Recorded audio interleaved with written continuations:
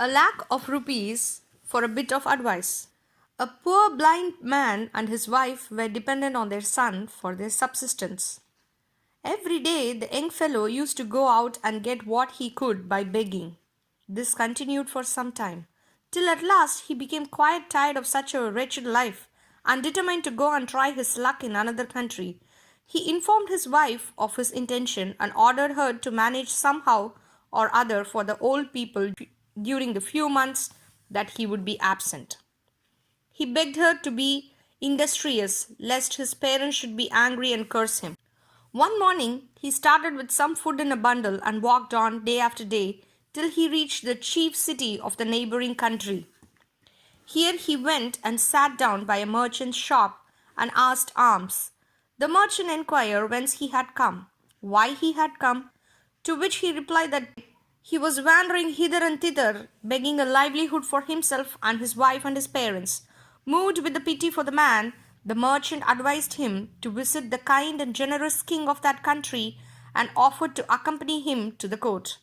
Now, at that time, it happened that the king was seeking a person to look after a golden temple, which he had just built.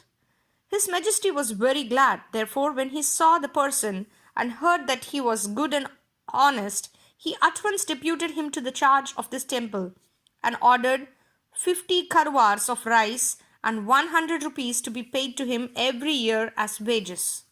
2 months after this, the person's wife, not having heard any news of her husband, left the house and went in quest of him.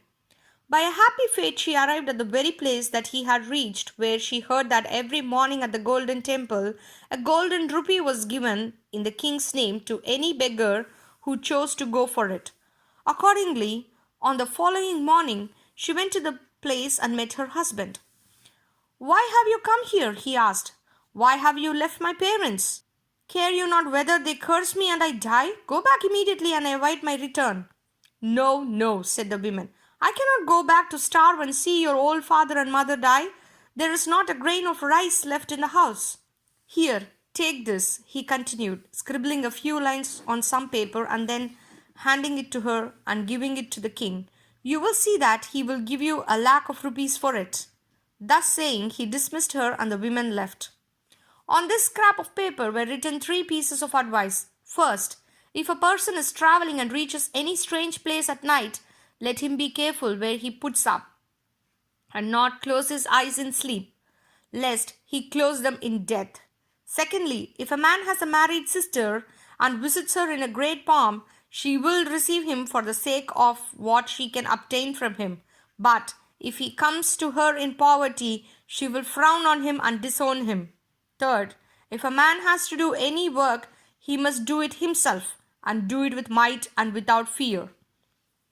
On reaching her home, the woman told her parents of her meeting with her husband and what a valuable piece of paper he had given her. But not liking to go to the king herself, she sent one of her relations. The king read the paper, ordered the man to be flogged, dismissed him. The next morning, the woman took the paper, and while she was going along the road to the darbar reading it, the king's son met her and asked what she was reading, whereupon she replied that she held in her hands a paper containing certain bits of advice, for which she wanted a lakh of rupees. The prince asked her to show it to him, and when he had read it, gave her a pavana for the amount and rode on. The poor woman was very thankful. That day she laid in a great store of provisions, sufficient to last them all for a long time. In the evening, the prince related to his father the meeting with the women and the purchase of the piece of paper. He thought his father would applaud the act, but it was not so. The king was more angry than before and banished his son from the country. So the prince bid adieu to his mother and relations and friends and rode off on his horse, whither he did not know where to go. At nightfall, he arrived at some place where a man met him and invited him to lodge at his house.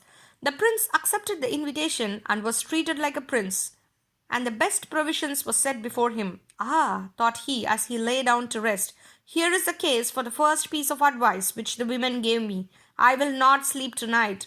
It was well that he thus resolved, for in the middle of the night the man rose up, and taking a sword in his hand, rushed to the prince with the intention of killing him. But he rose up and spoke, "Do not slay me. What profit would you get from my death? If you kill me, you would be sorry afterwards, like that man who killed his dog." "What man? What dog?" "I will tell you, if you will give me that sword." So he gave him the sword, and the prince began his story.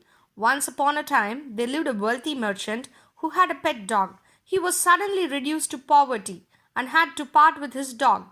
He got a loan of 5,000 rupees from a brother merchant, leaving the dog as a pledge, and with the money began business again.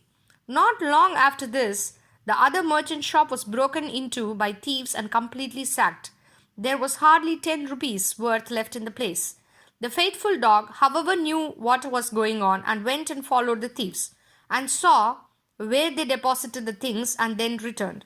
In the morning, there was a great weeping and lamentation in the merchant's house when it was known what happened. The merchant himself nearly went mad. Meanwhile, the dog kept on running to the door, pulling at his master's shirt and pyjamas as though wishing him to go outside. At last, a friend suggested that perhaps the dog knew something of the whereabouts of the things and advised the merchant to follow its leadings. The merchant consented and went after the dog right up to the very place where the thieves had hidden the goods. Here the animal scraped and barked, showed in various ways that the things were underneath. So the merchant and his friends dug up the place and soon came upon all the stolen property. Nothing was missing. There was everything just as the thieves had taken them. The merchant was very glad.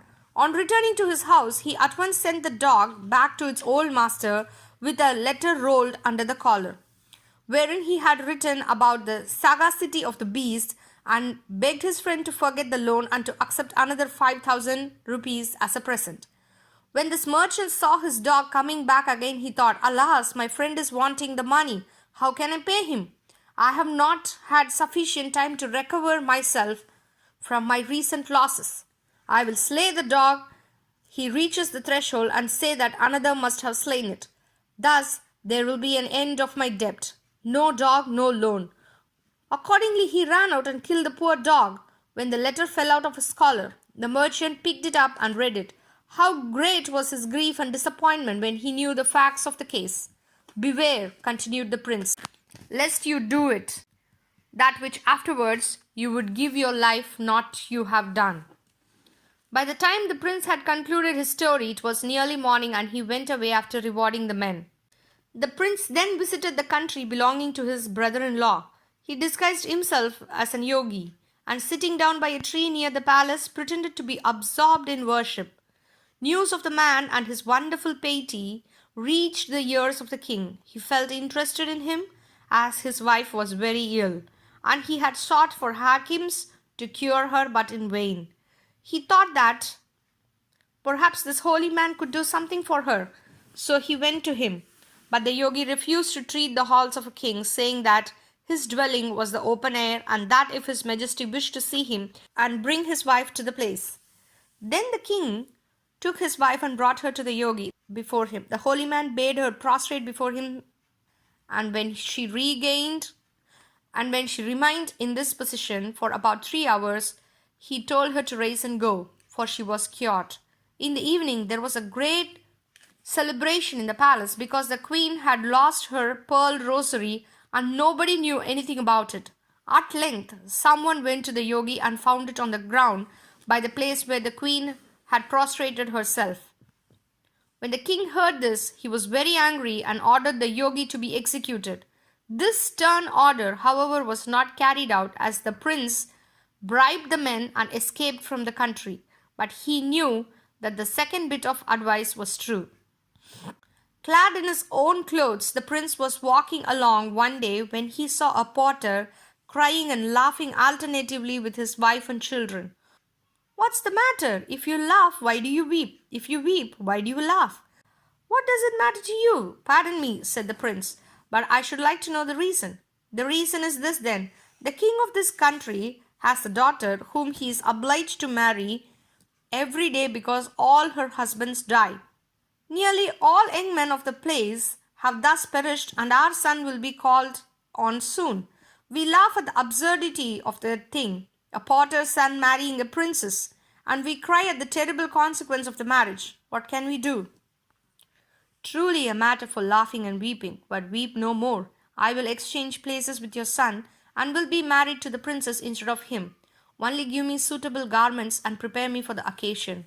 So the potter gave him beautiful raiment and ornaments, and the prince went to the palace. At night he was conducted to the apartment of the princess.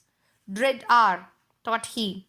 Am I to die like the scores of young men before me? He clenched his sword with a firm grip and lay down on his bed, intended to keep awake all the night and see what would happen.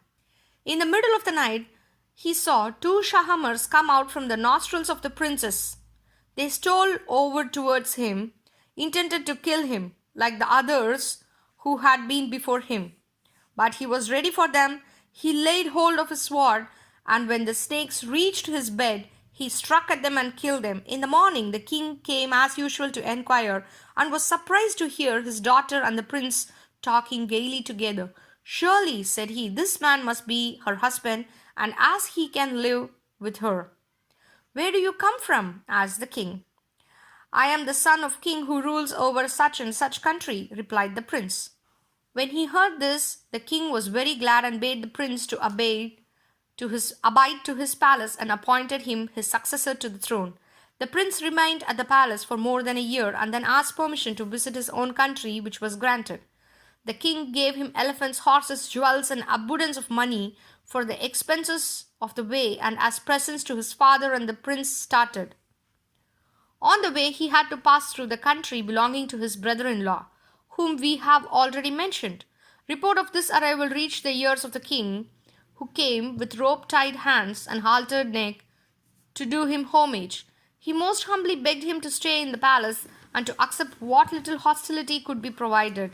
While the prince was staying at the palace, he saw his sister, who greeted him with smiles and kisses. On leaving, he told her how she and her husband had treated him at his first visit, and how he had escaped, and then gave them 2 elephants, 2 beautiful horses, 15 soldiers, and 10 lakh rupees worth of jewels.